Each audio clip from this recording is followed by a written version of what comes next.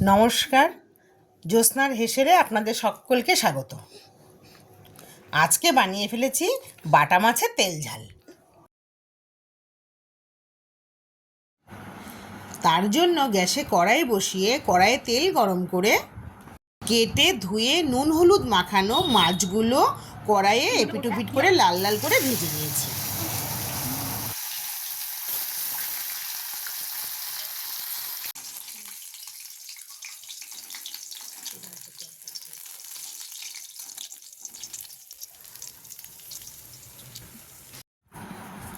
মশলার জন্য আমি আদা রসুন জিরে শিলে বেটে নিয়েছি। বাটা হয়ে গেলে ওই মাছ ভাজার তেলে জিরে ফোড়ন দিয়ে নিলাম। তারপরে দিলাম পেঁয়াজ কুচি। পেঁয়াজগুলো ভাজা ভাজা করে দিয়ে দিলাম টমেটো কুচি।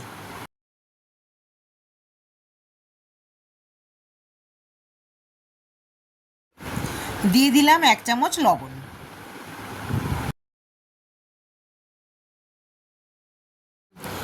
আবার নাড়াচাড়া করে দিয়ে দিলাম বেটে রাখা মশলাটি।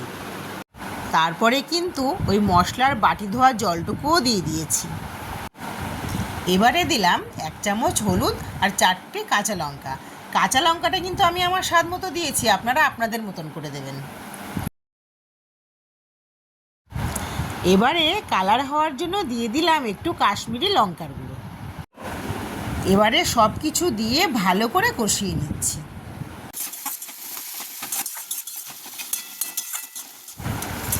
কষানো হয়ে গেলে তেল ছেড়ে দিলে দিয়ে দিচ্ছি পরিমাণ মতো গরম জল।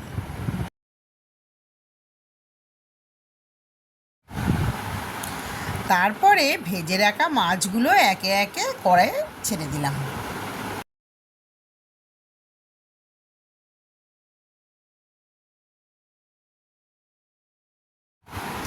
এবারে একটু নাড়াচাড়া করে ঢাকা দিয়ে দিলাম। 5 মিনিট ফোটার পরে ঢাকা তুলে নিলাম। দিয়ে দিলাম আমার বানানো ভাজা মশলা। রেডি হয়ে গেল আমার বাটা মাছের তেল ঝাল।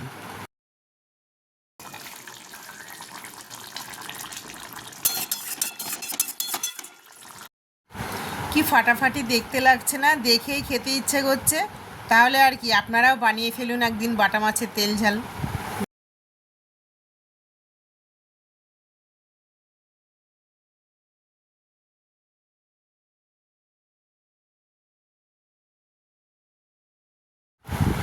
আর যদি ভালো লাগে লাইক কমেন্ট শেয়ার করবেন, নতুনরা সাবস্ক্রাইব করবেন। আজকের মতো এখানেই, দেখা হবে পরের ভিডিওতে।